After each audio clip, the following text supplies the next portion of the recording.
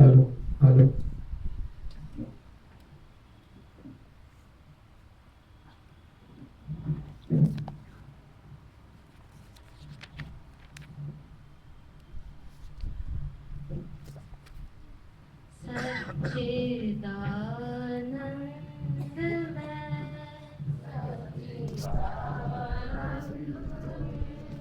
नित्य निर्द्वंद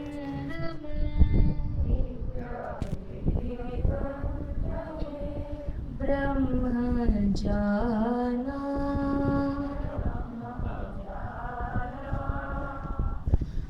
अब रहा न कहीं आन जाना।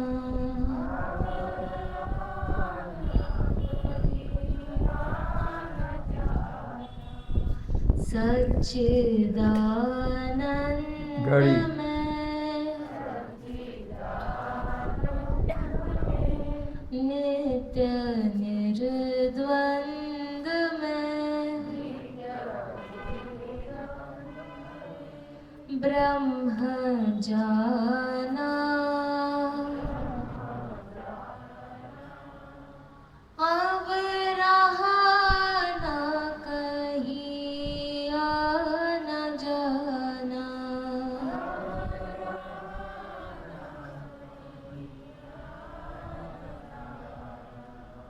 अस्ति भाति प्रिय जो पारा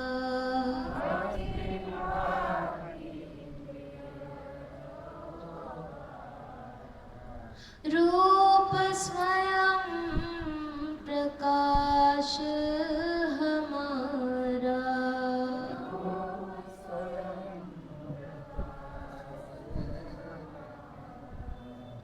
मैं निराकार हूँ,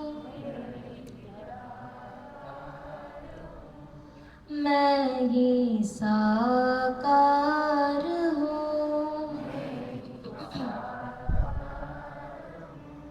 रूप माना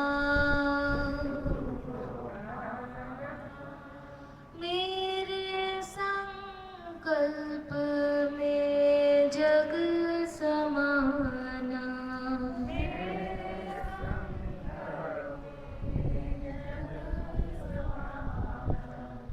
मैं ही खेलता, मैं ही खिलाता।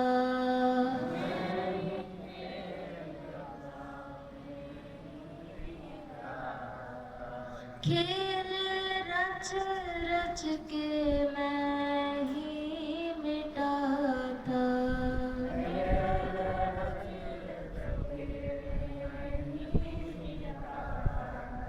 संग नालेश है,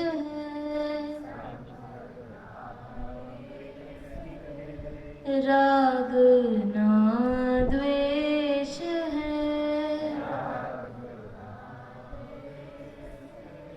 नित्य ज्ञाना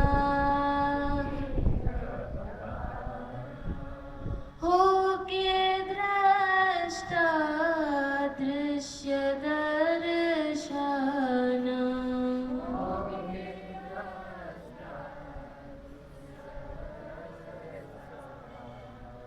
नाम मन बुद्धि चित्त अहंकारा।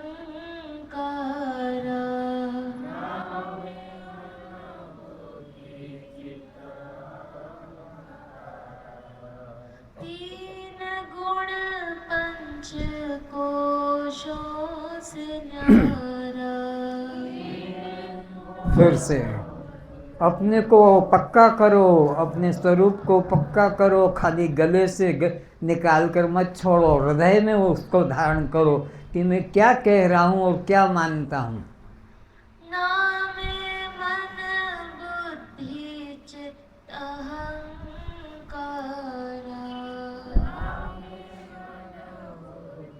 चित्त अहंकारा। तीन गुण पंच कोशों से न्यारा।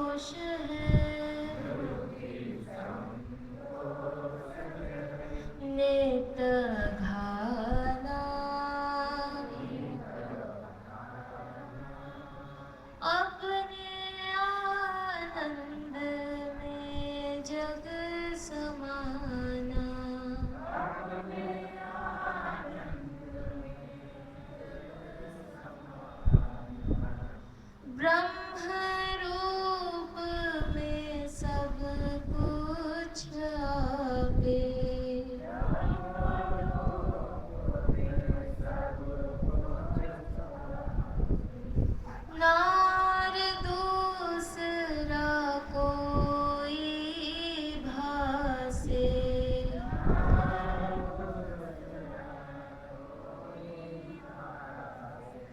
किसकी पूजा करो,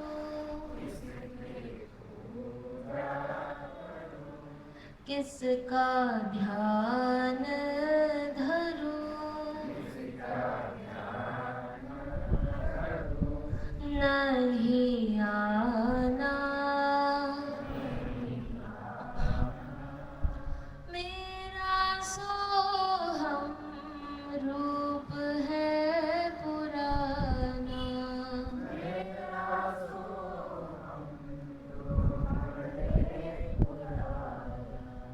सच्चिदानंद में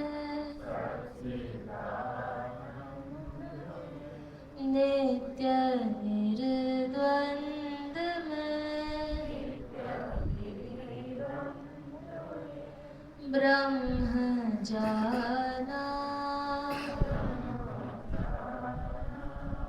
अब रहा न कहीं न जाना,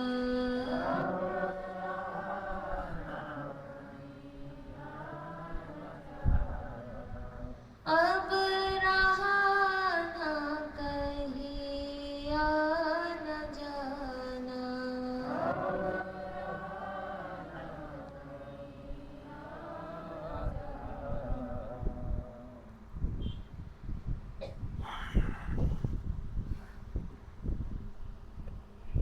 गुरु वंदना प्रारंभ करें। गुरुर्ब्रह्मा गुरुर्विष्णु गुरुर्देवो महेश्वर, गुरु साक्षात् परम ब्रह्म, तस्मै श्री गुरुवे नमः। मन्नाथ श्री जगन्नाथ, मद्गुरुं श्री जगद्गुरुं, मदात्मा सर्वभूतात्मा, तस्मै श्री गुरुवे नमः। अज्ञानतिमिरान्धस्य ज्ञानाञ्जनशलाकया चक्षुरुन्मीलितं येन तस्मै श्री गुरुवे नमः। अखण्डमण्डलाकारं व्याप्तं येन सचराचरं तत्पदं दर्शितं येन तस्मै श्री गुरुवे नमः।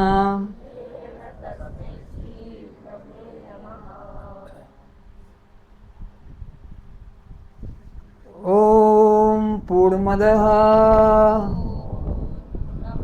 पूर्णिदं पूर्णात् पूर्णमुदच्यते पूर्णस्य पूर्णमादाय पूर्णमेवावशिष्यते। अखण्डमण्डलाकारं व्याप्तं येन सचराचरं तत्पदं दर्शितं येन तस्मै श्री गुरुवे नमः। असतो मा सद्गमय तमसो ज्योतिर्गमय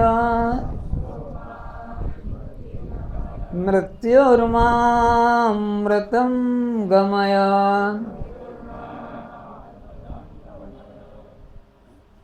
हे परमात्मा, आप हमें असत मार्ग से निकालकर परमात्मा के सत्य मार्ग पर, आत्म मार्ग पर, नित्य मार्ग पर, अखंड मार्ग पर चलाने की कृपा करें। आप हमें परमात्मा के नाम पर फैले हुए अज्ञान को, फैली हुई भ्रांतियों को वैराग्य कराकर, मन से हटाकर परमात्मा का अखंड ज्ञान कराने की कृपा करें। अज्ञान से हटाकर ज्ञान में लाने की कृपा करें।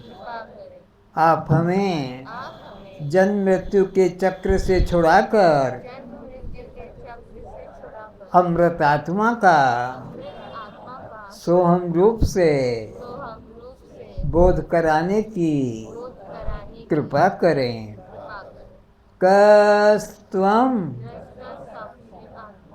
क्या आप जड़ हैं? क्या आप दृश्य हैं? क्या आप अनात्मा हैं? क्या आप शव हैं? क्या आप पर प्रकाश हैं? क्या आप क्षेत्र हैं? क्या आप जड़ हैं? तो जन्म मरण किसको, भूख प्यास किसको, सुख दुख किसको, बंध मोक्ष किसको? कस्त्वम। सभी दिव्य पुण्यात्माओं के चरणों में प्रणाम। सभी अपने मंगल नेत्र को खोल लें।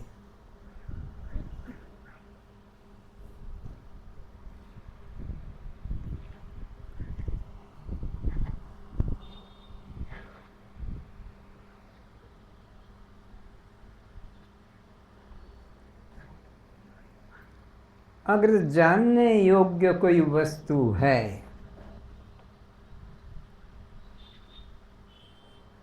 पाने योग्य कोई वस्तु है,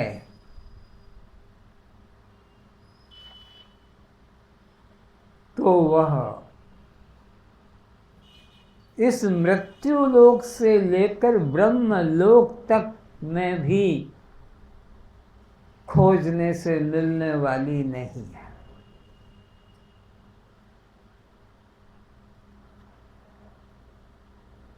पाने योग्य, जानने योग्य, अनुभव करने योग्य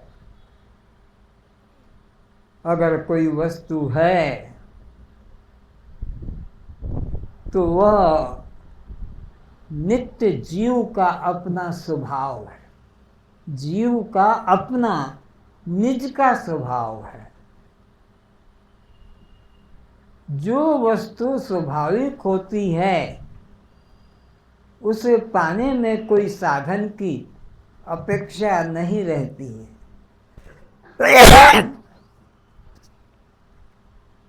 भला अग्नि को गर्म करने में क्या साधन करना पड़ेगा?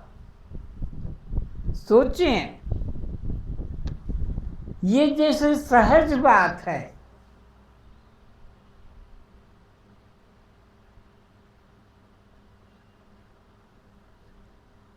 पानी को शीतल करने में कौन सा साधन करना पड़ेगा? यह उसका सहज स्वभाव है।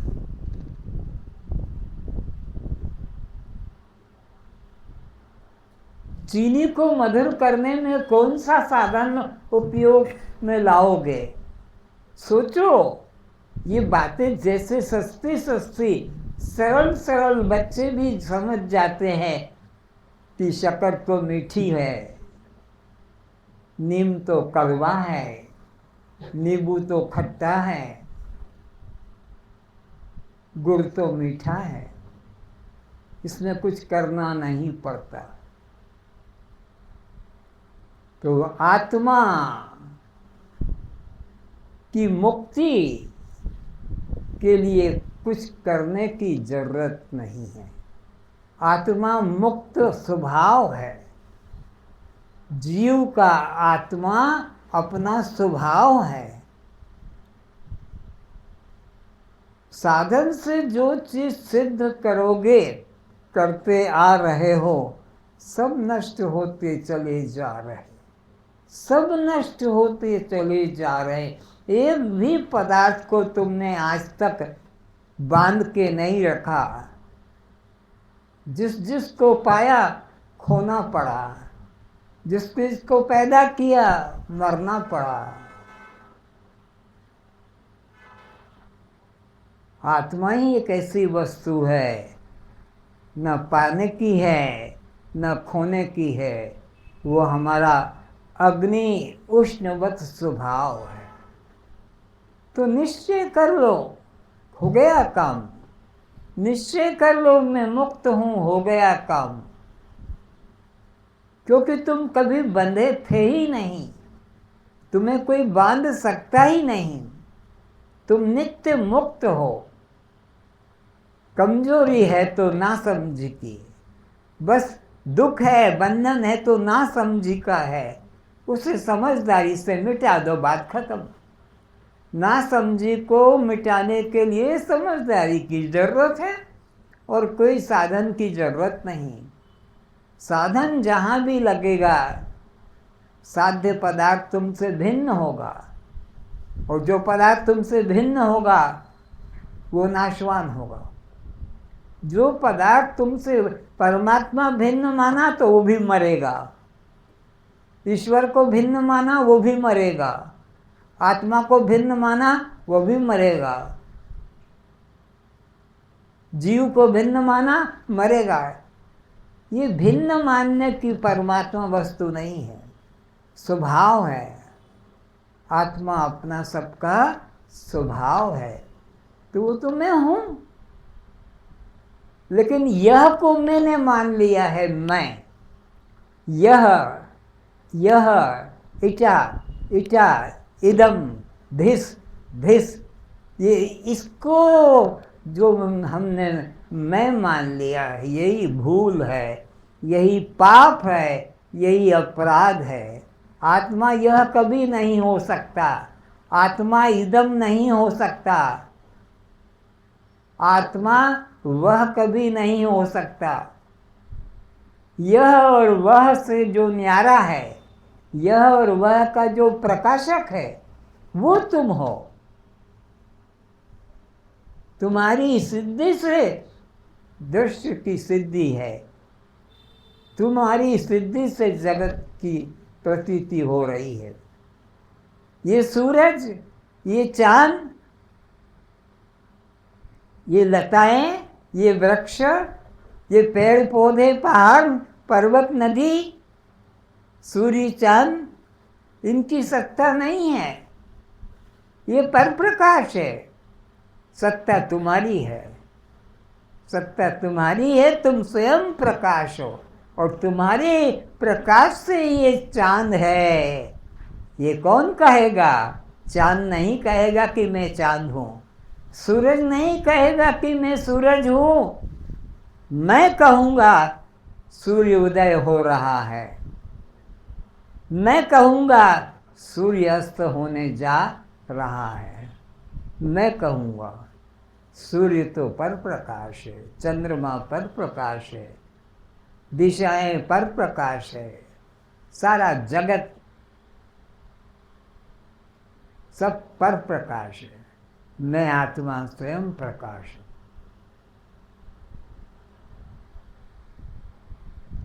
तो नित्य स्वभाव को बस स्मरण कर लो।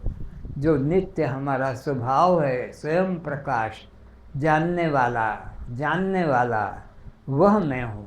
जानी गई वस्तु को मैं कभी मत कहो। जानी गई वस्तु को सदा यह करके, यह वह यह ऐसे उसको जानो, किंतु मैं करके जानी गई वस्तु को मत जानो। मैं तो जानने वाला हूँ, दृश्य नहीं, दृष्टा हूँ, ज्ञेय नहीं ज्ञाता हूँ, प्रमेय नहीं प्रमाता हूँ। अष्टावक्र जी राजा जनक को स्वरूप का स्मरण जगा रहे हैं, स्मरण जगा रहे हैं। संसार के कार्यकलाप में, राज्य व्यवहार में भूल गए थे, उसकी याद करा रहे हैं अष्टावक्र जी। सुनाए। शास्त्रीय तत्व निहतं गुहायां महाजना येन गतः स पंथाः। शास्त्रों के भीतर शास्त्रों का लक्ष्यार्थ गूढ़ अर्थ नहीं मिलेगा, वहां तो केवल शब्दों का वाच्यार्थ मिलेगा, जिसका पंडित लोग वर्षों एक एक मंत्र, श्लोक, चौपाई का निर्णय करके प्रवचन करते हैं। अष्टावक्र जी समझा रहे हैं, चाहे वो रामायण हो, चाहे हनुमान चालीसा हो, चाहे गीता हो, वेद उपनिषद हो, वहाँ तो शास्त्र के शब्द मिलेंगे।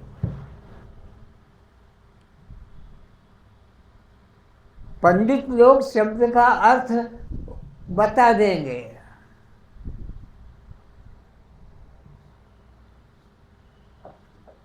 जो बंध और मोक्ष को जानने वाला है पंडित, वो उसके गूढ़ अर्थ को समझता है। शास्त्रों में गूढ़ अर्थ नहीं मिलेंगे। वो तो जो उस तत्व को पा चुका है, जो उस ब्रह्म को अनुभव कर चुका है, जो उस ब्रह्म का साक्षात्कार कर चुका है, वो उसके गूढ़ तात्पर्य को समझता है और समझा सकता है। तो यह ब्रह्म विद्या, यह अनुभवी संत के द्वारा ही समझ में आती है। अपने आप रामायण पढ़ लो, गीता पढ़ लो, भागवत पढ़ लो, शब्द बस जानोगे, शब्दार्थ जानोगे, तात्पर्य को नहीं समझोगे। तात्पर्य तो वही समझ सकेगा जो तात्पर्य को समझ चुका है, जो खुद समझ चुका है। उसके द्वारा जब सुनोगे तो वो तुम्हें समझ में आएगा, समझा सकेगा। अपनी बुद्धि से रामायण गीता भागवत पढ़ लो, शब्द ही पढ़ोगे, तात्पर्य को नहीं समझोगे। पंडित लोग वर्षों एक एक मंत्र, श्लोक, दोहा, चौपाई का निर्णय करने, प्रवचन करने में लगाए रहते हैं। वे उनकी पंडिताई से बात में है। ओ वो पंडित जी एक चौपाई को 3 महीने तक समझाता रहा, धन्य है वो पंडित जी। पर तुम क्या समझे? ये हमको समझ में नहीं आया।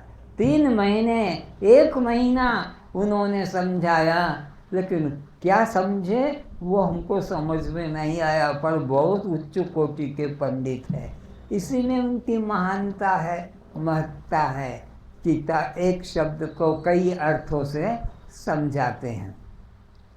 और सरल भोले मंद बुद्धि वाले लोगों को शब्द जाल में फंसाए रखते हैं। तो वे पंडित लोग जो शिक्षित नहीं हैं, संस्कृत नहीं जानते हैं, शास्त्र के गूढ़ अर्थ को नहीं जानते हैं, उन भोले लोगों को अपने शब्द जाल में उलझाए रहते हैं और उसी में वो लटके रहते हैं।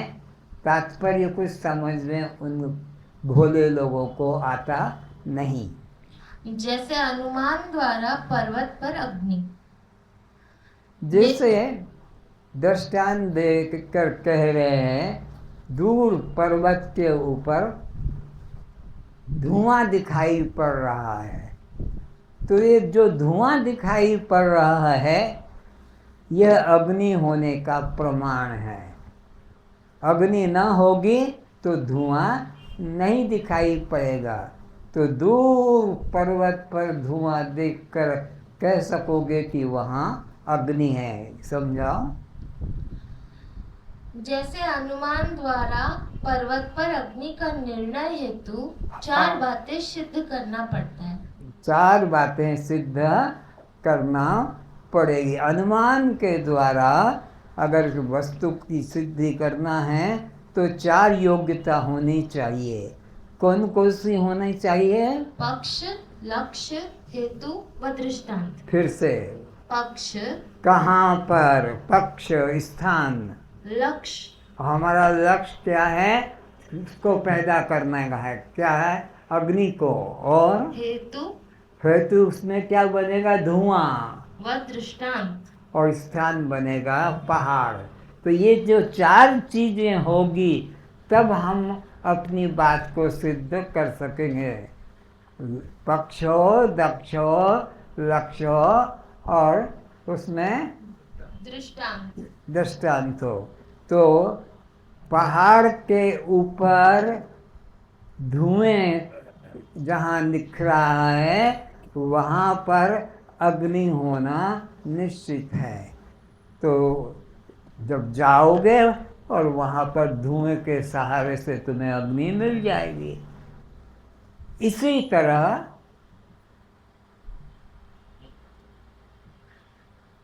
ये इन 4 बातें हो जाने से अनुमान द्वारा दूरस्थ अग्नि होने का विश्वास एवं प्राप्ति हो जाता है। दृष्टांत: किसी यात्री ने राह में एक व्यक्ति से पूछा, भाई मुझे भोजन बनाना है, उसके लिए अग्नि चाहिए, वह कहाँ मिलेगी? उसने कहा, वहाँ सामने पर्वत पर चले जाओ। यात्री ने पूछा, वहाँ अग्नि होगी कैसे जानो? धुआं जो हो रहा है। यात्री ने फिर पूछा, धुआं होने से अग्नि भी होगी, इसमें क्या प्रमाण? उसने कहा, रसोई घर में धुआं होता है अग्नि प्रकट करने से पूर्व। इस प्रकार लक्ष्य, पक्ष, हेतु, दृष्टांत की पढ़ाई का निर्णय करने में आचार्य 6 माह तक विद्यार्थियों को पढ़ाते रटाते हैं। न्याय, दर्शन, सांख्य, संस्कृत, व्याकरण सारे जीवन रटाते हैं। ऐसे शास्त्र पाठी लोगों को देख शंकराचार्य ने कहा, भज गोविंदम मूढ़मते। गोविंद को भजन करने वाला, भज गोविंदम मूढ़ मते। जो शास्त्र के तात्पर्य को नहीं समझ पा रहा है, बस केवल भजन करने में लगा है। क्या कहा? कि न्याय, दर्शन, सांख्य, संस्कृत, व्याकरण सारे जीवन रटते हैं। ऐसे शास्त्र पाठी लोगों को देखकर शंकराचार्य ने कहा, कितना भी रटो शास्त्र, सांख्य शास्त्र, न्याय दर्शन शास्त्र, वैशेषिक शास्त्र, इससे कल्याण होने वाला नहीं। गोविंद का भजन करो। गोविंद का मतलब है कि आत्मा। गो कहते इंद्रियां, इंद्रियों को जो जानने वाला है, मन को जो जानने वाला है, मन का, इंद्रियों का जो प्रकाशक है वो गोविंद है। उसका भजन करो तो कल्याण हो जाएगा। 6 महीने तक, 6 साल तक ये शास्त्र को रटाया करते हैं जगत गुरु अपने शिष्यों को, संप्रदाय वालों को, और वो ऐसे ही शास्त्र जाल में उलझ के मर जाते हैं, पर ब्रह्म का अनुभव उन्हें नहीं होता है। अतः शास्त्रों के गूढ़ अर्थ शास्त्रों में नहीं मिलते, बल्कि वास्तविक अर्थ तो उन महाजनों, महाशयों के हृदय में रखा होता है। तो शास्त्रों के गूढ़ जो अर्थ हैं वो शास्त्रों में नहीं मिलेंगे। कहाँ मिलेंगे? वो जो तत्व को जानने वाले आत्मदर्शी गुरु हैं, उनके हृदय में वो शब्दों के गूढ़ अर्थ होते हैं। और तुम शास्त्र पढ़कर उस गूढ़ अर्थ को नहीं जान सकोगे। उस मार्ग से चलकर जो मंजिल तक पहुंचे हुए हैं, उनके हृदय में होता है। अतः शास्त्र जाल से दूर रहो।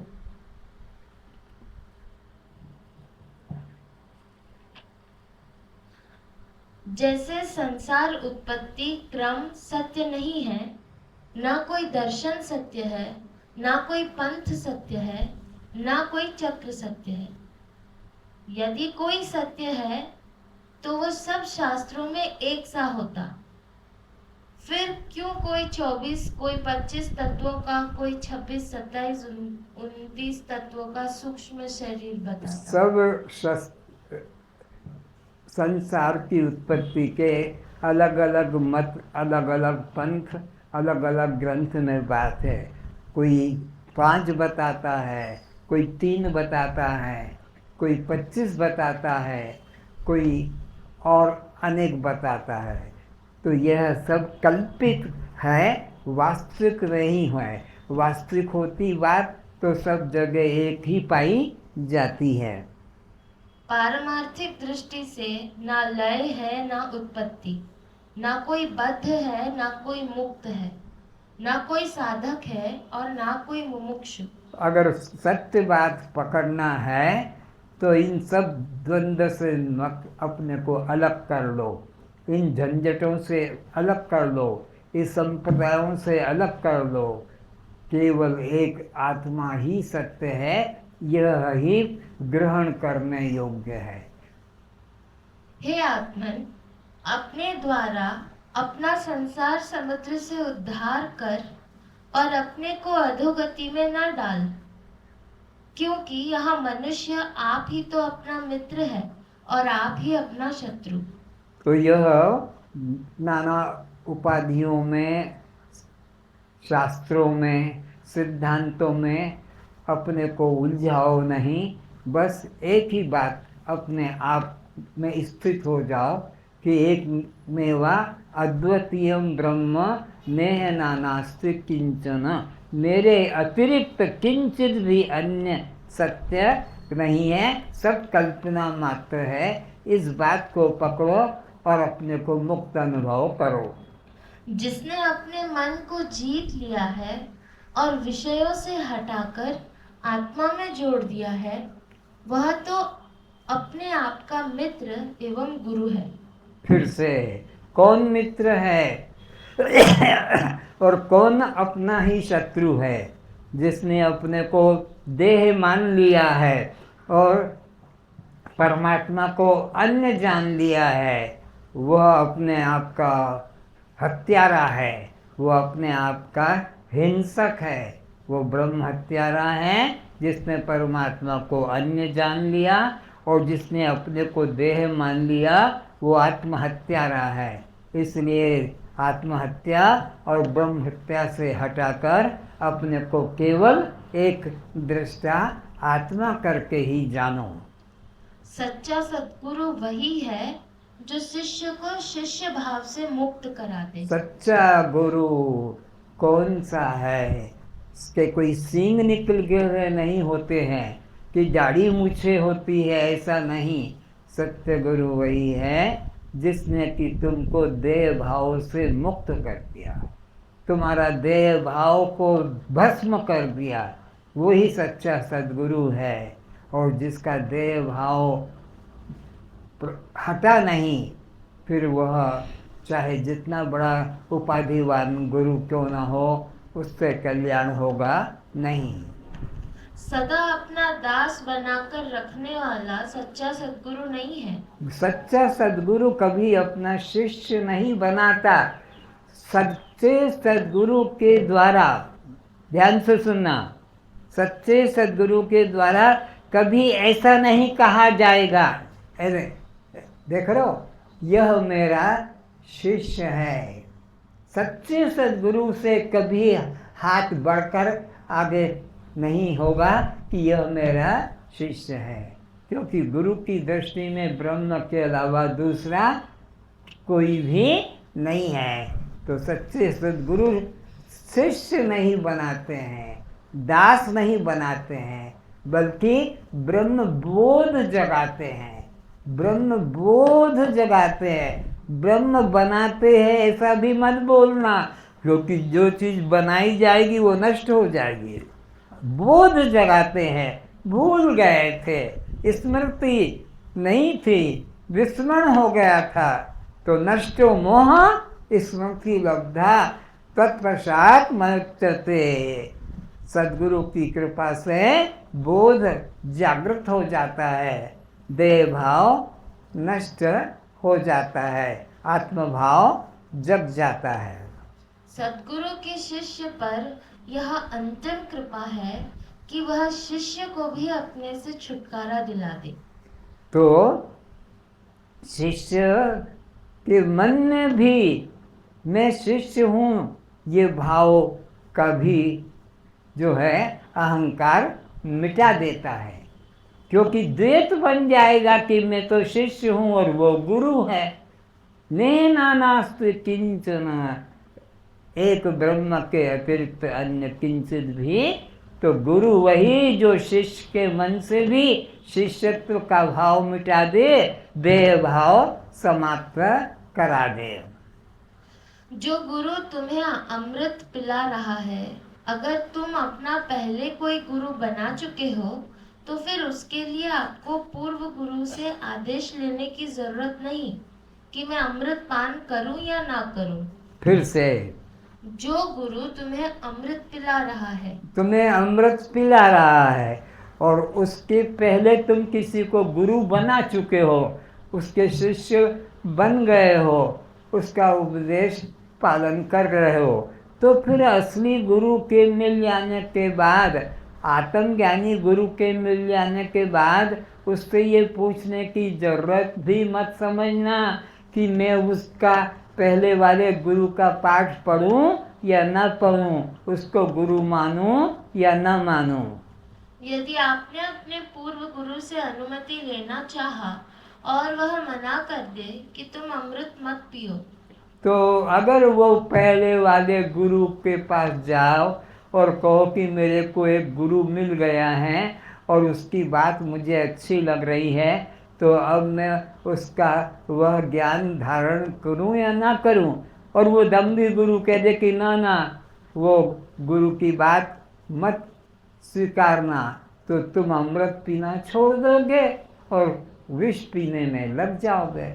इसलिए असली गुरु मिल जाने के बाद, आत्मज्ञानी गुरु मिल जाने के बाद, जिसने भेद भक्ति सिखाई है कि वो और है और तू और है, ऐसा कोई उपदेश करने वाला गुरु है, तो उसके उपदेश को स्वीकार मत करना, क्योंकि अब तुमको पूर्ण गुरु मिल गया, ज्ञानी गुरु मिल गया, अद्वैत तत्व का बोध कराने वाला मिल गया, तो अद्वैत अमृत का त्याग करके द्वैत विष का ग्रहण कभी मत करना।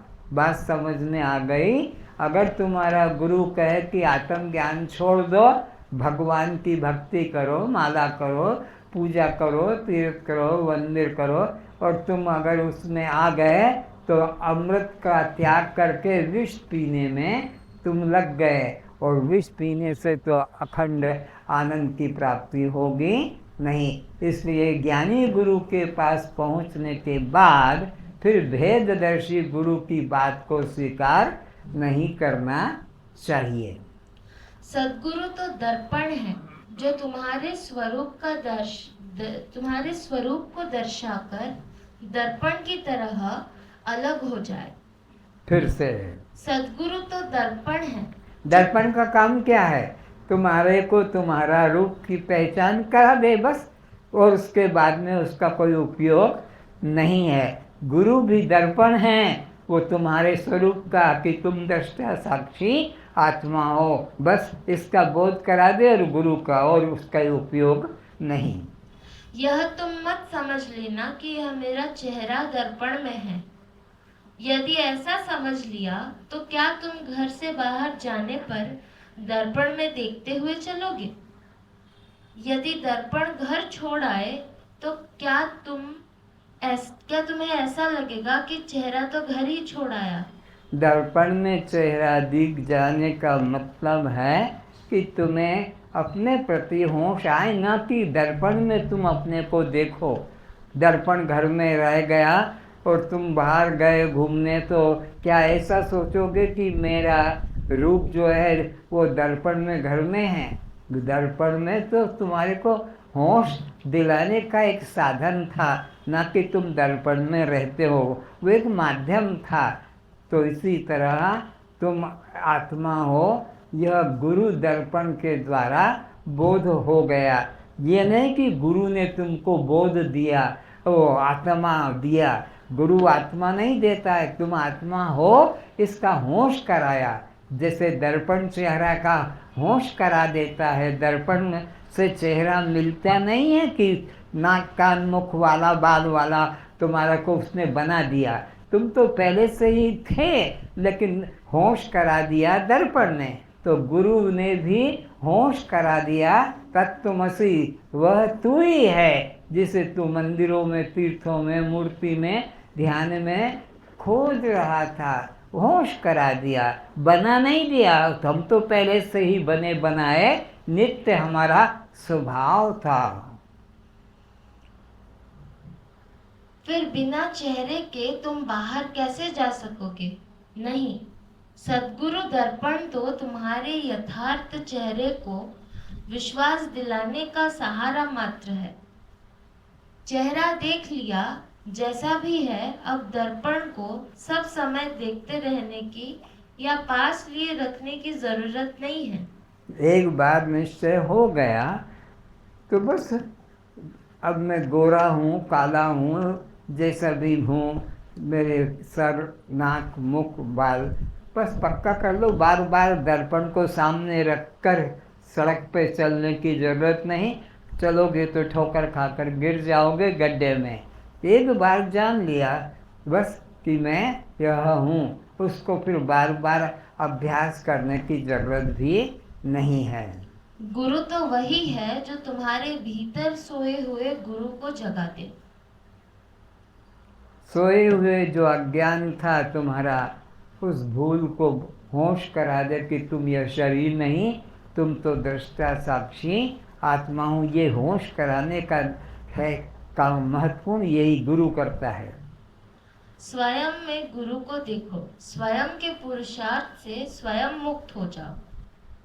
हे राजन, स्वरूप ज्ञान हो जाने के बाद गुरु शिष्य व्यवहार भी मिथ्या हो जाता है।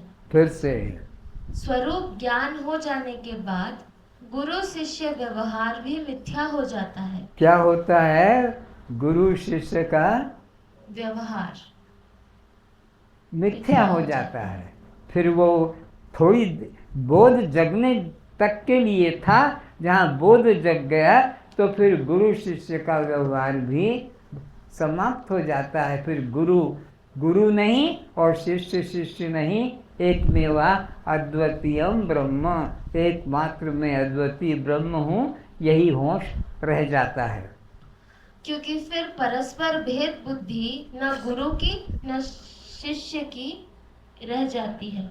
न गुरु की भेद बुद्धि रहती है शिष्य के प्रति, न शिष्य की भेद बुद्धि रहती है गुरु के प्रति, बल्कि एक अखंड आत्मा का सोहम रूप से बोध जग जाता है। अज्ञानी लोग समझते हैं जो पापों से मुक्त करा दे वह गुरु। जैसे हिंदू लोग गंगा को, ईसाई जीसस को व मुसलमान पैगंबर को अपने पापों से मुक्त करवाने वाला मानते हैं। ध्यान रखें, मंत्र फूंकने वाले का नाम गुरु नहीं है। रामचंद्र जी ने अपने वशिष्ठ गुरु से, अर्जुन ने श्री कृष्ण से हजारों प्रश्न किए। जब समाधान मिला, संशय से मुक्त हुए, स्वरूप की स्मृति जागृत हुई, तब उन्हें गुरु रूप स्वीकार किया। ब्रह्म विद्या पढ़ाने वाला गुरु हजारों वाक्यों को बोलता है, पर मूर्ख श्रोता उसे पूरा गुरु नहीं मानते हैं, क्योंकि जिसने कान में 2-4 अक्षर का उच्चारण कर पीठ पे हाथ नहीं रखा, वो गुरु कैसा? तो गुरु के संबंध में बहुत भ्रांतियां हैं।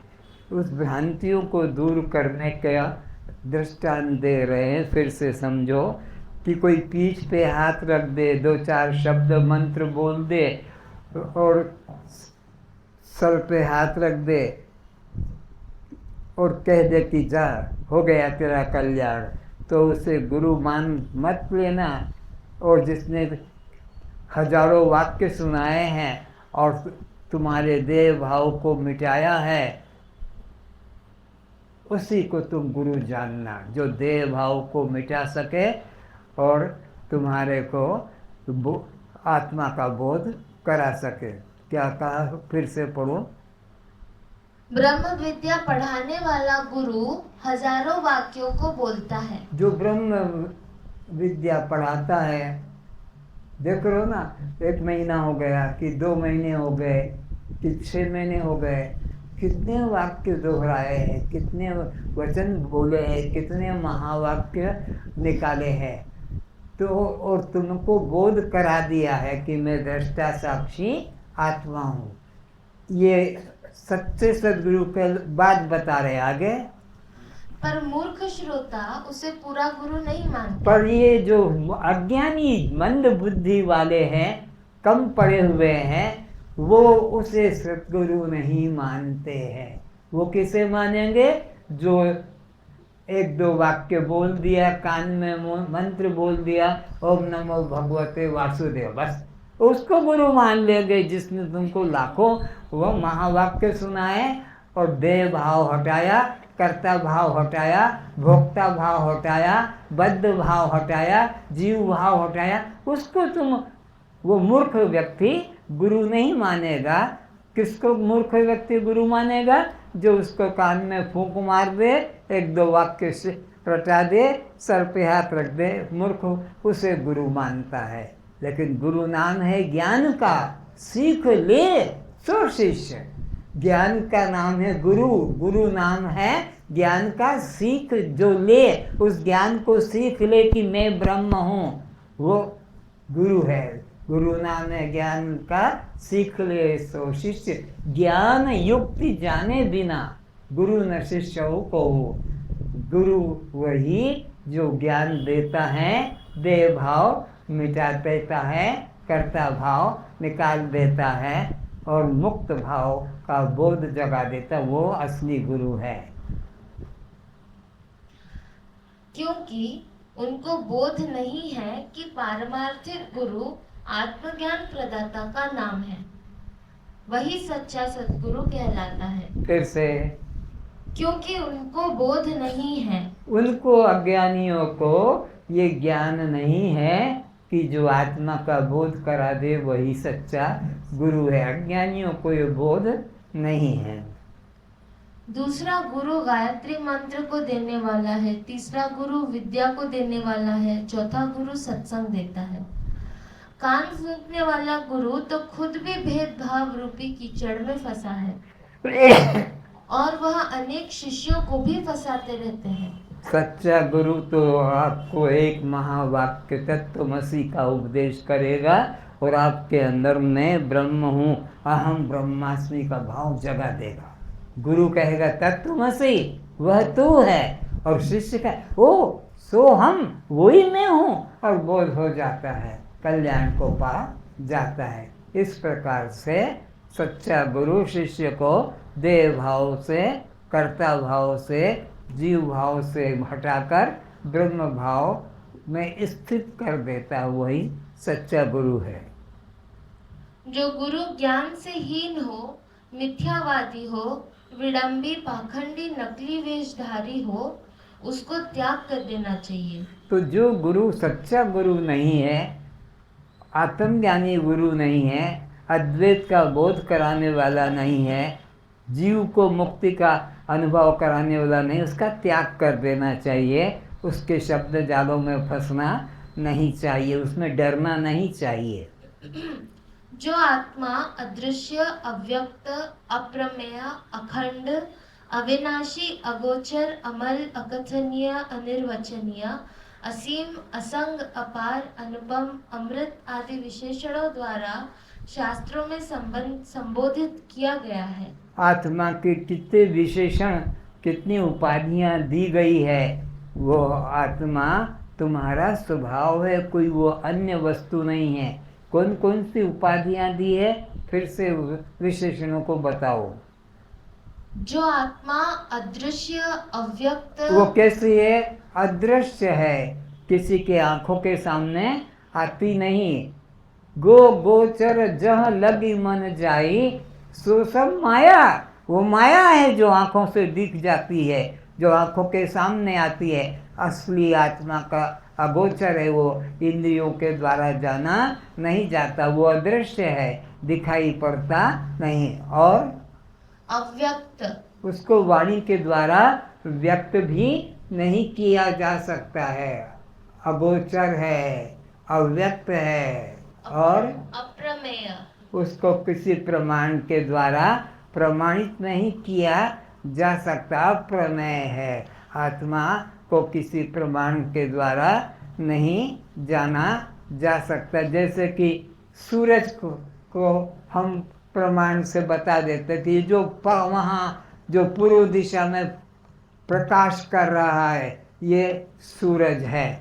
तो ऐसे आत्मा को किसी दृष्टांत से बताया नहीं जा सकता। जो सबका प्रकाशक है, स्वयं प्रकाश, वह तुम्हारा अपना स्वरूप है। सबका प्रकाशक जो तुम्हारा स्वरूप है, परम प्रकाश रूप दिन राति, नहीं चाहिए दिया घृत बाती। उस सूर्य के लिए, इस सूर्य के लिए आँख चाहिए और भी साधन चाहिए, लेकिन आत्मा को जानने के लिए परम प्रकाश रूप दिन रात्रि, दिन भी और रात्रि को निरंतर से, उसके लिए दिया घृत और बत्ती की भी जरूरत नहीं है। वो स्वयं प्रकाश है, अपने प्रकाश से वो प्रकाशित होता है। वो आत्मा है, अगोचर है, अव्यक्त है, वाणी से व्यक्त भी नहीं किया जा सकता है। और अखंड अविनाशी जिसका कभी खंड नहीं होता है। ये जागृत वाला तो सूरज रात्रि में नहीं मिलता है, रात्रि वाला चंद्रमा दिन में नहीं मिलता है, ये सब पर प्रकाश है। आत्मा जो है अखंड है, वो तीनों कालों में, जागृत में भी, स्वप्न में भी और सुषुप्ति में भी, तीनों अवस्थाओं में एक जैसा रहता है। अविनाशी अगोचर अविनाशी, उसका कोई न शस्त्र से काट सकता है, न अग्नि से जला सकता है, न पानी से भिगा सकता है, न पवन से उसे कोई सुखा सकता है, न कोई उसका गला घोट के मार सकता है, कि न कोई जहर पिलाकर मार सकता, क्योंकि वो निराकार है। आकार होता तो उसको नाश किया जाता, लेकिन आत्मा तो निराकार है। और अमल अमल मल से रहित, नित्य शुद्ध है। तुम लोग तो गंगा जल लेकर आते हो, उससे भगवान को नहलाते हो, तब भगवान को शुद्ध मानते हो। गंगा जल से भगवान को स्नान कराकर फिर गंगा जल का पान करते हो। आत्मा जो है नित्य शुद्ध है, उसमें कोई मल नहीं है। असंग अपार, उसका ना कोई सजाती है न कोई विजाती है, अकेला है वो। सजाती अपनी जात वाले को सजाती कहते हैं, अपने से भिन्न जात वाले को विजाती कहते हैं, और अपने ही अंतर्गत जो भेद है, हाथ पैर सिर नाक मुख, उसको स्वगत भेद कहते हैं। आत्मा तो निराकार है, इसलिए स्वगत भेद भी नहीं है। आत्मा अद्वितीय है, इसलिए कोई विजाति भी उसका नहीं है, और आत्मा का कोई सजाति भी नहीं है। ऐसा अपना सबका स्वरूप है। किसी और की कथा मत समझना। ये यहाँ जो बैठे हो, किसी और की कथा सुनने नहीं बैठे हो। तुम्हें यहाँ तुम्हारी कथा सुनाई जा रही कि तुम्हारा चरित्र कैसा है, तुम कैसे गुण वाले हो, कैसी योग्यता वाले हो। अपनी महानता का अनुभव करो। ओ सो हम, ओ सो वो मैं हूँ, ऐसा मैं हूँ। मैं तो अभी तक जन्मने मरने वाला मानता था, मैं तो अपने को स्त्री पुरुष मानता था, मैं तो अपने को बालक जवान बूढ़ा मानता था। अरे अरे गलत हो गया, मेरा स्वभाव तो सच्चिदानंद ब्रह्म है। उसे जानने के लिए वेद में नेति नेति युक्त युक्ति का प्रयोग किया है, अर्थात वह परमात्मा अप्रमेय है, किसी भी इंद्रिय साधन द्वारा नहीं जाना जा सकता तो है। अप्रमेय है परमात्मा, इसलिए किसी इंद्रिय साधन के द्वारा परमात्मा जाना नहीं जा सकता है। परमात्मा को इंद्रिय से जान लोगे तो फिर वो नाशवान हो जाएगा। यद दृष्टम तन्नष्टम, जो दृश्य बन गया तुम्हारा वो नाशवान हो जाएगा। परमात्मा दृश्य नहीं। राम मर गए, कृष्ण मर गए, क्योंकि दृश्य बन गए। जो दृश्य यद दृष्टम तन्नष्टम, और वो कभी परमात्मा नहीं हो सकता। परमात्मा तो अजो अपी अजन्मा है परमात्मा तो। परमात्मा कहाँ नहीं है। भक्त नामदेव को इस बात का गर्व था कि विट्ठल उन्हें सबसे ज्यादा चाहते हैं। एक बार संत ज्ञानदेव और उनके अन्य भक्त गोरा कुम्हार के घर निमंत्रण पर गए। फिर से भक्त नामदेव को इस बात का गर्व था कि विट्ठल उन्हें सबसे ज्यादा चाहते हैं। विट्ठल, उनको घमंड था भक्त को, विट्ठल को, कि वो मेरे को भगवान ज़्यादा पसंद है, वो मुझे ज़्यादा चाहते हैं। विट्ठल तो भक्त नामदेव को गर्व था। नामदेव को गर्व था कि विट्ठल मुझे ज़्यादा चाहते हैं। एक बार संत ज्ञानदेव और उनके अन्य भक्त गोरा कुम्हार के घर निमंत्रण पर गए। एक बार ज्ञानदेव और उनके भक्त गोरा कुमार के यहाँ पहुँच गए। गोरा कुमार भी भगवान का भक्त था, तो ज्ञानदेव उनके यहाँ पहुँच गए। क्या हुआ? वहाँ नामदेव भी पहुँचे। भोजन प्रसाद के बाद जब सब बैठे थे, तब संत ज्ञानदेव ने गोरा कुम्हार से कहा कि अरे भाई गोरा, सुनो जरा ध्यान से, दृष्टांत बहुत अच्छा मजेदार है। क्या कहा? सर पहली बात तो समझ गए कि कुम्हार के यहाँ, गोरा कुम्हार के यहाँ ज्ञानदेव भी पहुँच गए, नामदेव भी पहुँच गए, भोजन प्रसाद हो गया और सब इस तरह से बैठे हुए थे। तो गोरा कुम्हार को कहा ज्ञानदेव ने कि जरा तू कच्चर पक्के की पहचान जानता है, ये डंडा ले और सबको बजा बजा कर देख कि कौन कच्चा है और कौन पक्का है। गोरा कुम्हार उठा, डंडा उठाया और सबकी खोपड़ी के ऊपर करते करते करते जब नामदेव के ऊपर किया, वो गुस्से में खड़ा हो गया। मैं अपना अपमान नहीं, बोले बस यही कच्चा है, क्योंकि सबकी खोपड़ी पे रखा, किसी को कच्चा नहीं कहा। लेकिन जब नामदेव जो भगवान का भगत अपने को विट्ठल का मानता था, उसके ऊपर छुआ तो गुस्से में कहे ये कैसा है, भगवान के भक्त का इतना बड़ा अपमान, वो मैं नहीं सहन करूँगा। हाँ, पढ़ के बताओ। अरे भाई गोरा, आप तो अच्छी हंडिया बनाते हैं, जरा हमें भी बताइए कि हम में से कौन सी हंडी कच्ची और कौन सी पक्की है। गोरा ने अपनी हंडी पीट पीट बनाने वाली थापी को निकाला और सब भक्तों के सिर पर थापी ठोकर लगा देते। ये सब ज्ञानी थे, वो ज्ञानी सब के ऊपर वो थापी मार रहा है, किसी को दुख नहीं हुआ, अपमान नहीं लगा। सब भक्त सर झुकाते रहे व चुप बैठे रहे। जब नामदेव के सिर पर थापी ठोकर लगाने गोरा खड़ा हुआ, तो नामदेव क्रोधित हो अपना अपमान समझकर थापी को अपने सिर पर गोरे को छूने को नहीं दिया। तभी सब भक्त हंस पड़े।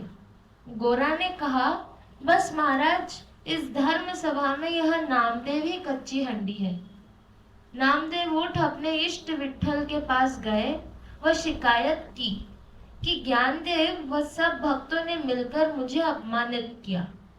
विट्ठल ने पूछा, अरे क्या बात है? कि तब ना, भक्ति भी कितनी बातचीत भगवान से होती है। भगत का इतना भगतपना था। तब नामदेव ने सारी बात बताई। विट्ठल ने कहा, जब औरों पर थापी पड़ी तो उन्होंने क्या कहा?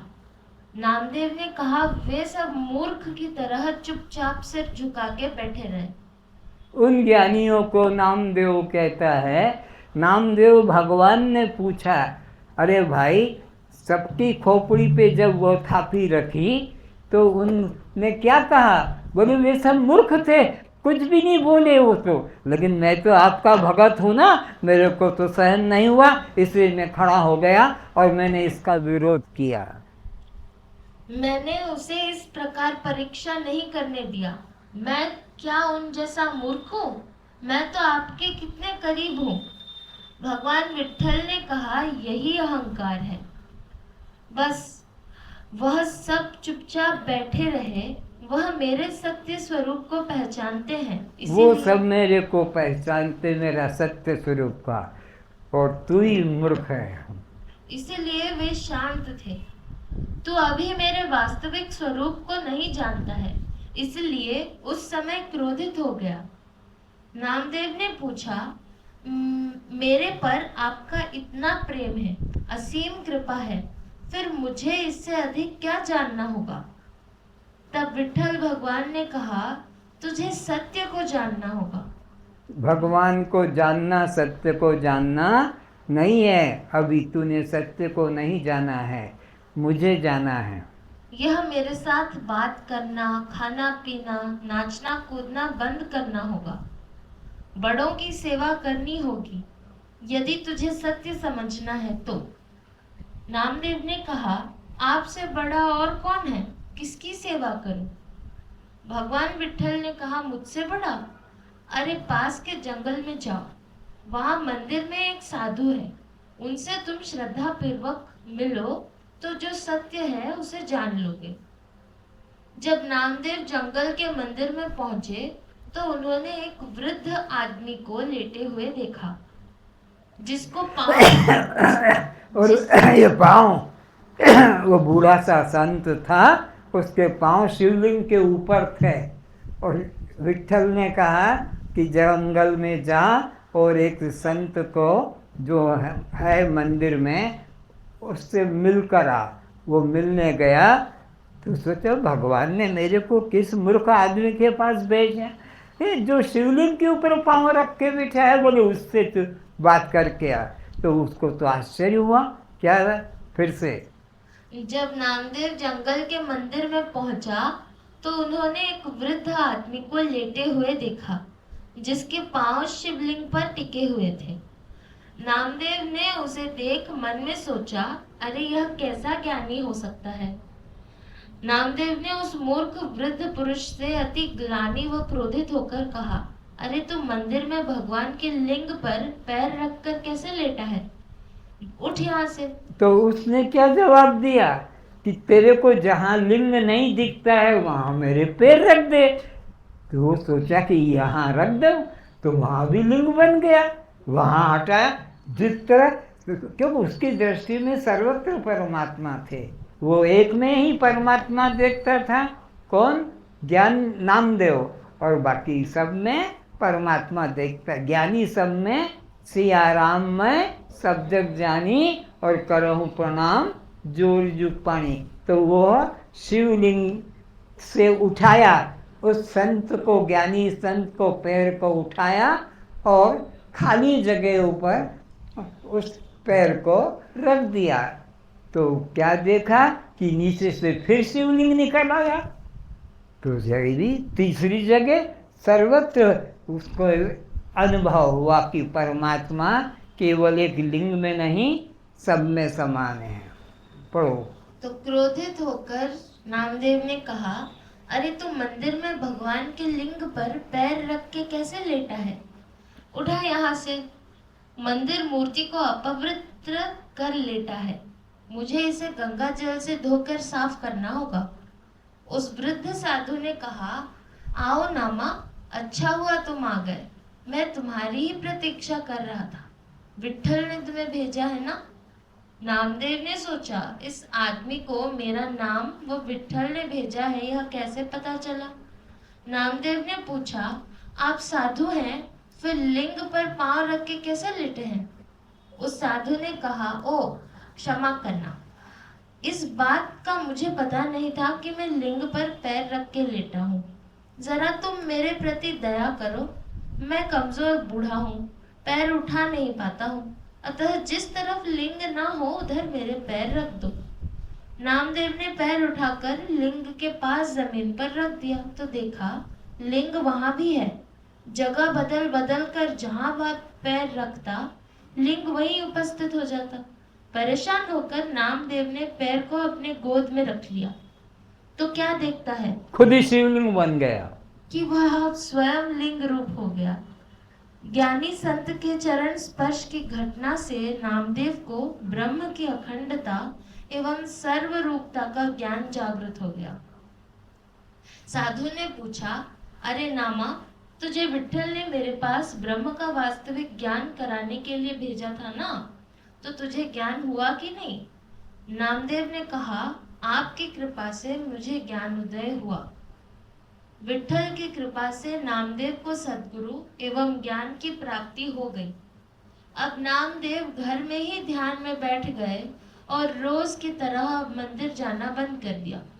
कुछ दिनों के बाद विट्ठल खुद आए और कहा, अरे नामा, तुझे क्या हुआ, मेरे पास आना बंद कर दिया। तब नामदेव ने कहा, प्रभु, ऐसा कौन सा स्थान है जहाँ आप नहीं हैं और जो आप नहीं हैं। मैं तो अब सदा सर्वत्र आपको ही देखता हूँ। पहले मूर्ति में देखता था, अब उसको मंदिर जाकर मूर्ति में देखने की जरूरत नहीं, अपने में ही देखता कि वही मैं हूँ। इसलिए मैं आपके पास नहीं आता हूँ। आप जब यहाँ मेरे ही रूप में हैं, तब मैं किसके लिए जाऊँ। ज्ञानी लोग मंदिर में क्यों नहीं जाते हैं, अज्ञानी लोग मंदिर में क्यों जाते हैं? क्योंकि अज्ञानी लोग परमात्मा को प्रच्छिन्न मानते हैं, ज्ञानी परमात्मा को सब रूपों में देखता है, इसलिए उसको और मंदिर में जाके देखने की जरूरत नहीं रहती है। अच्छा, ये बात है। तब तो यह बहुत अच्छा हुआ। यह कहकर विट्ठल अंतर्ध्यान हो गए। यही बात कृष्ण ने अर्जुन को कहा कि हे अर्जुन, पांडवों में जो अर्जुन है वही मैं हूँ। जो ज्ञानी पुरुष संपूर्ण भूतों में सबके आत्म रूप मुझ वासुदेव को ही देखता है, आत्म रूप में व्यापक देखता है और संपूर्ण भूतों को मुझ आत्मा के अंतर्गत समान देखता है, उसके लिए मैं अदृश्य नहीं होता हूँ। अज्ञानी लोगों के लिए अर्जुन अलग है, कृष्ण अलग है, किंतु ज्ञानी लोगों के लिए तो सब रूप एक कृष्ण के अलावा अन्य कुछ भी नहीं है। तो वो सब में अपने को ही देखता है। कौन? कृष्ण। ज्ञानी सब रूपों में अपने को देखता है, उसकी दृष्टि में कोई अन्य नहीं है। अष्टावक्र जी कहते हैं, हे जनक, तुम धर्म की चिंता मत करना, परमात्मा को पाने के लिए कुछ भी मत करना, वह मिला हुआ ही है। तो परमात्मा कोई वस्तु नहीं जो एक देश में रहता हो, व्यक्ति नहीं, बल्कि वह तो आकाश की तरह सर्वव्यापी, हरि व्यापक, सर्वत्र समाना। उसके लिए कोई साधन करने की जरूरत नहीं। परमात्मा सब रूपों में सर्वत्र है। मोक्ष यही है, अभी है और वह तुम ही हो।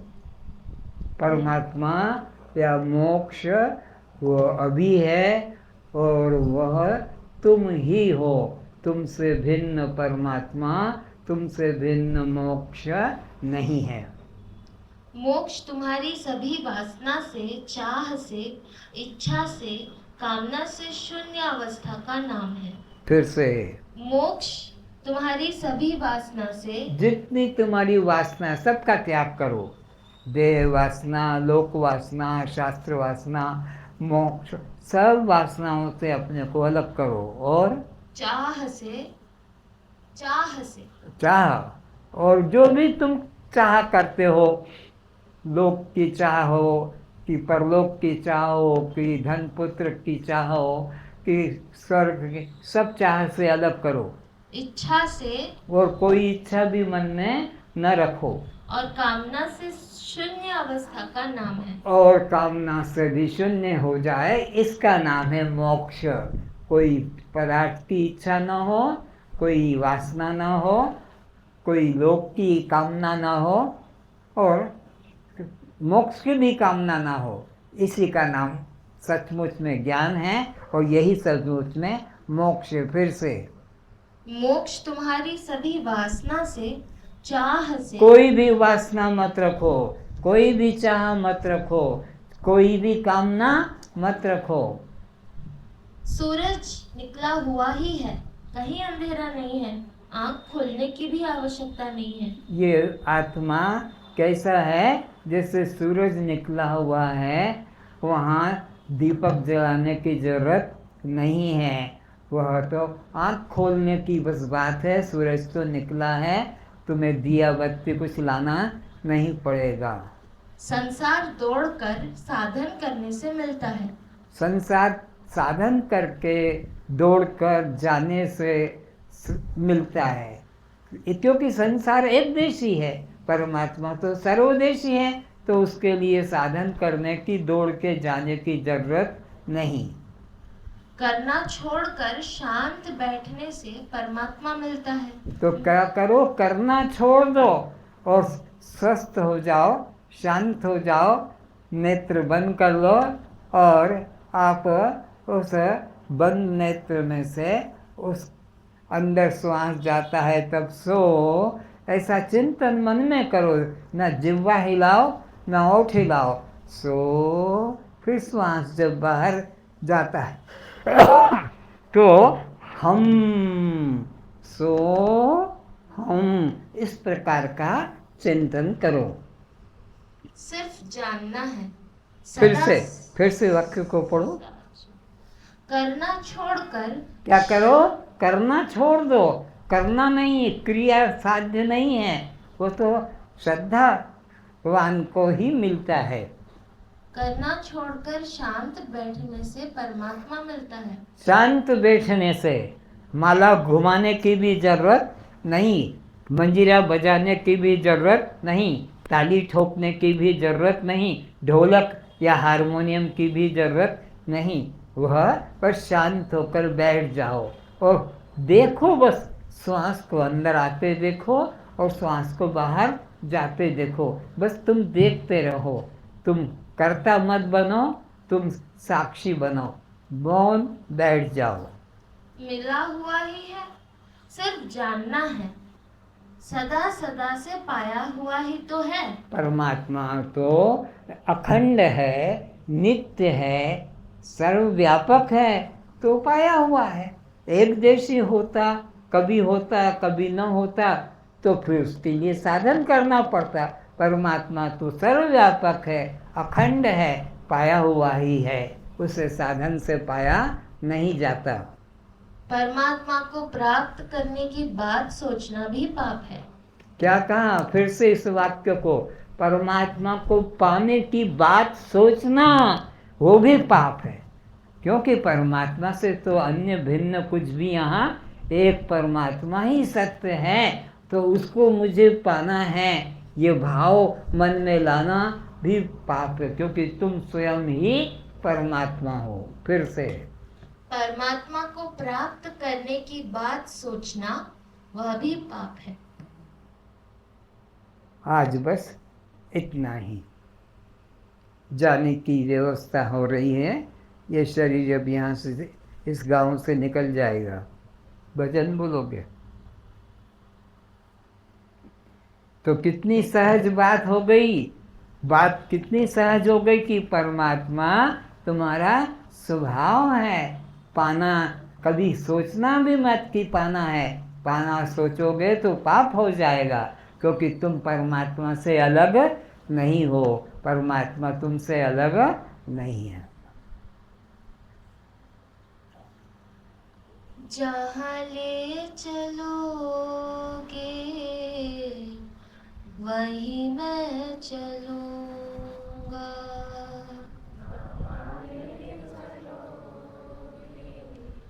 वहीं मैं चलूँगा, जहाँ नाथ रख दोगे,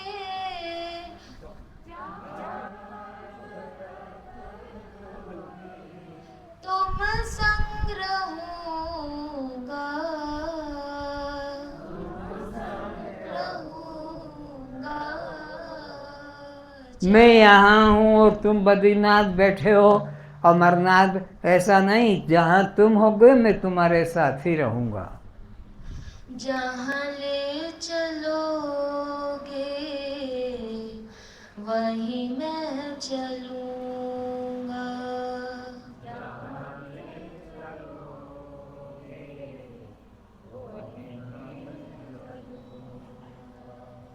ये जीवन समर्पित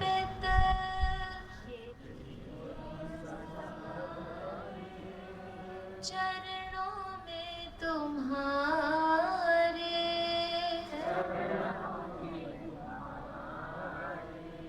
तुम ही मेरे सर्वस्व,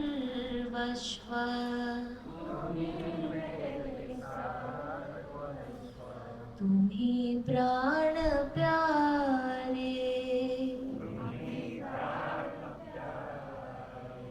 ये जीवन समर्पित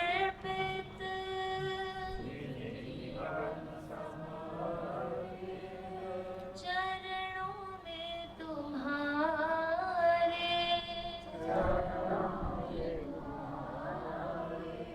तुम ही मेरे सर्वस्व,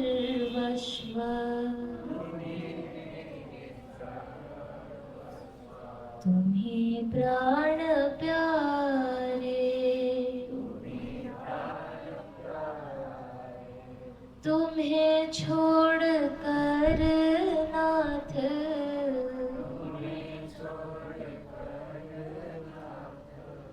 रह ना सकूंगा।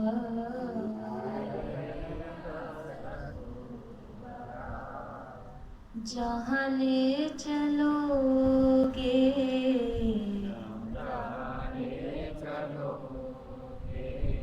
वहीं मैं चलूँगा।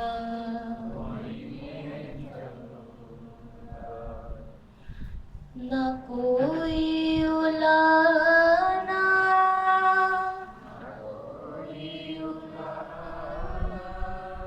न कोई अर्जी,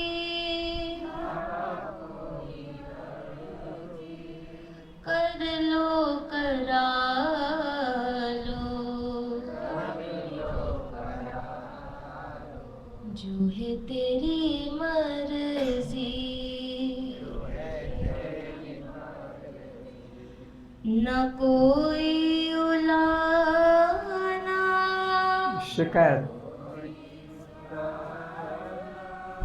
न कोई शिकायत,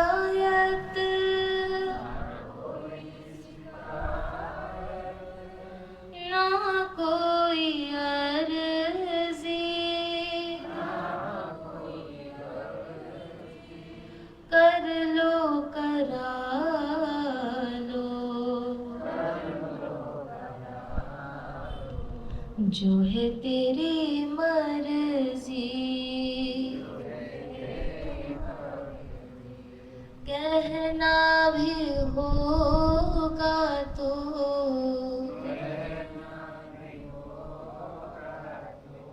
तुम ही से कहूँगा।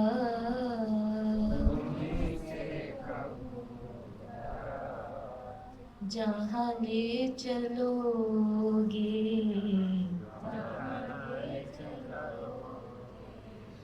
वहीं मैं रहूँगा। जहाँ ले चलोगे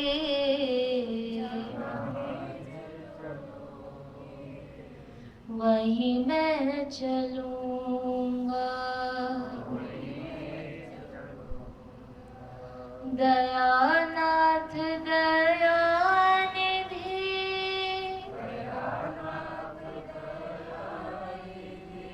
तेरी अवस्था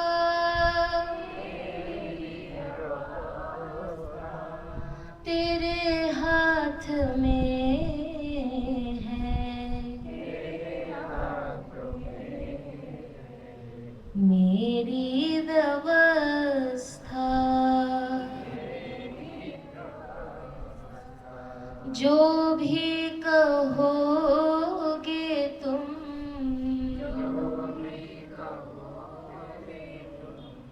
वही मैं करूँगा।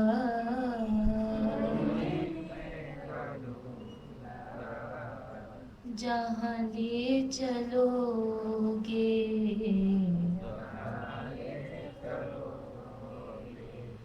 वही मैं चलूँगा।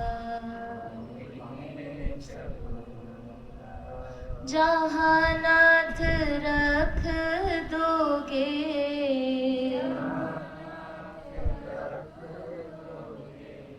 तुम संग रहूँगा।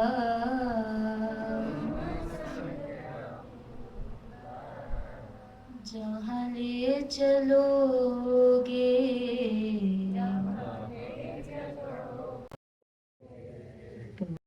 मैं चलूँगा। बोलो सद्गुरु भगवान की। ओम पूर्णमदः पूर्णमिदं पूर्णात् पूर्णमुदच्यते पूर्णस्य पूर्णमादाय पूर्णमेवावशिष्यते। ओम शांति शांति शांति। कस्त्वं, तो क्या जड़ हैं, दृश्य हैं, अनात्मा हैं, पर प्रकाश हैं, बद्ध हैं। तो जन्म मरण किसको, भूख प्यास किसको, सुख दुख किसको, बंध मोक्ष किसको, कस्त्वं। आज प्रसाद ले प्रस्थान करें।